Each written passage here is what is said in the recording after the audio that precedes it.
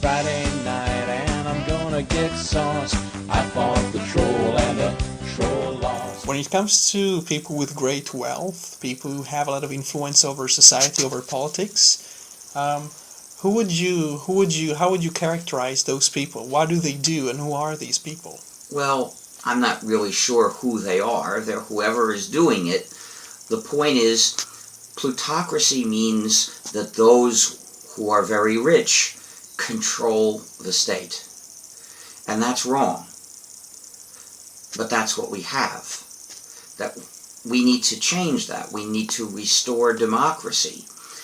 Democracy is a system of government where the many who are not rich unite together to be stronger than the rich. The United States was never founded based on the principle of democracy as you define it. It was always supposed to be controlled by the responsible adults, the people who were wealthy. No, not exactly. Initially, not every adult citizen was allowed to vote.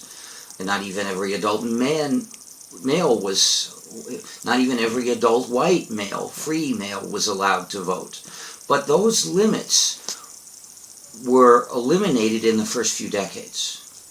So after not too long, yes, every adult free male citizen could vote.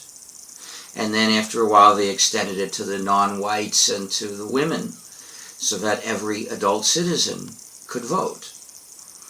But how effectively that converts into democracy depends on other things. So we still have a political system that's democratic in form in the U.S., but in fact, things are set up such that the rich get whatever they want.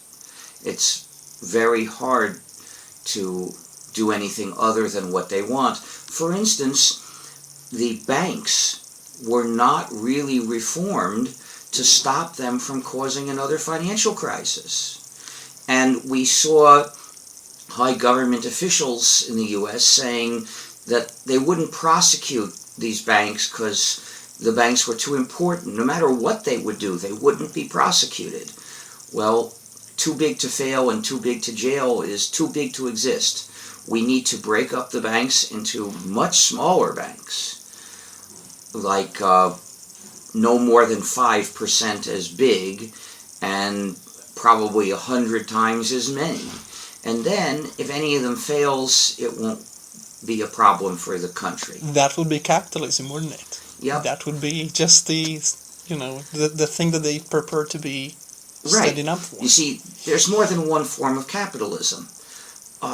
Before, decades ago, we had capitalism in the U.S., but we had democracy too. Now we have extreme capitalism, which becomes plutocracy. Or becomes socialism when it comes to bailouts, in a way. Well, I wouldn't call it socialism. Okay. Bowing down to wealthy businesses is not a form of socialism, really. Yeah. And it's misleading. Socialism means that the government and the state do things to help people generally, and particularly those who are poor or suffering. Well, that's part of the purpose of the state, to do that. But the plutocrats don't want to do that.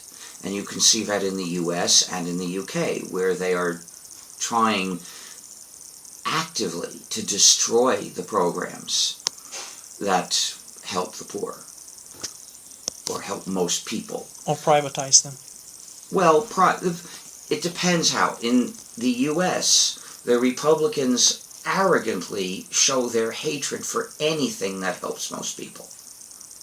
They're proud of how they attack these things.